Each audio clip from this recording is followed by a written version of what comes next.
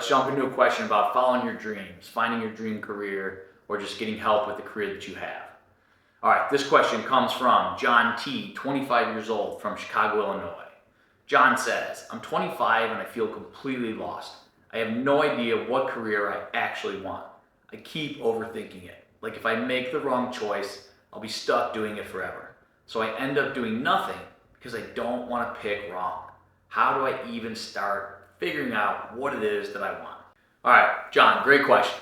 And let me tell you that you're not alone. So many people go through this. People in their 20s, their 30s, their 40s, even their 50s. So many people are trying to figure out what it is that they want to do with their life. So you're absolutely not alone, so you can feel good about that. The other thing to know is that you don't have to let perfect be the enemy of good. Okay, what I mean by that is you don't have to wait for this lightning bolt to hit you and for you to just have this epiphany that this is the career that you're going to do the rest of your life. I host a podcast where I interview people who live out their dream careers, or what I call the Dream Vocation. And the only people that really seem to know exactly what they want when they're young and then keep that path their whole life are people in the sciences. So people who are doing things like becoming doctors or veterinarians or anthropologists, right? Something in the sciences. Pretty much everyone else that I interview outside that has pivoted and continues to pivot their career from time to time. We have different chapters in life. And so you're going to go through these different chapters and you're going to have different experiences. So don't feel as if you have to pick something that's going to be permanent. You're not signing a lifetime contract, right? That's not how careers work at this day, in this day of age, right? Back in the 50s, 60s, people often got a career. They stayed in that one job at that one company for 40 years. That's just not how it is anymore, okay? You can pivot. And every chapter of life builds upon the other. So everything that you do will lead into the other. It's not for nothing, right? You're not doing a job as, let's say, even a bartender at 25 years old, and then all of a sudden you decide to pivot and you move into marketing, and you do that for 10 or 15 years and you love it. But then seasons of life change, and then you decide to pivot again and you start to get into nonprofit work. Well, that work as a marketing professional, that work as a bartender will feed into that work as a nonprofit professional. So it all builds upon each other. So you're not wasting your time, okay? So you don't have to think of something as, this is the one choice I have for life, all right? So that's first thing. Okay, so here's some steps that you can take to start figuring it out. Lean into your curiosity. Lean into your passions, your talents. What is it that interests you? What is it that sparks you? What is it that you feel like you're gifted at?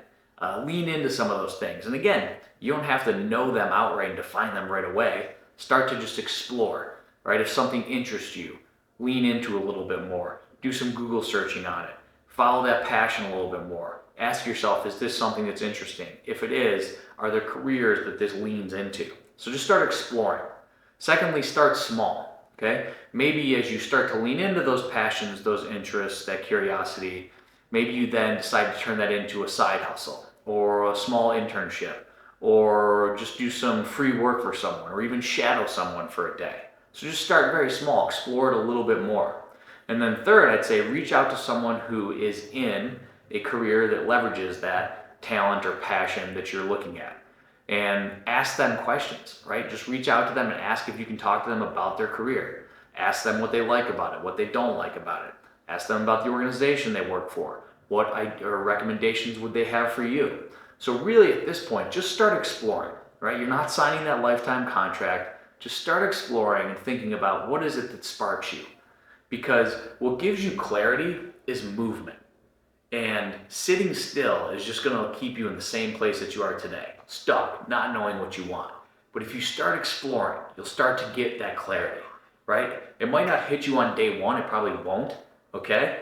But as you start to do a little bit more discovery and start to lean into your curiosities, you'll start to figure out some things that you like. And again, don't let perfect be the enemy of good.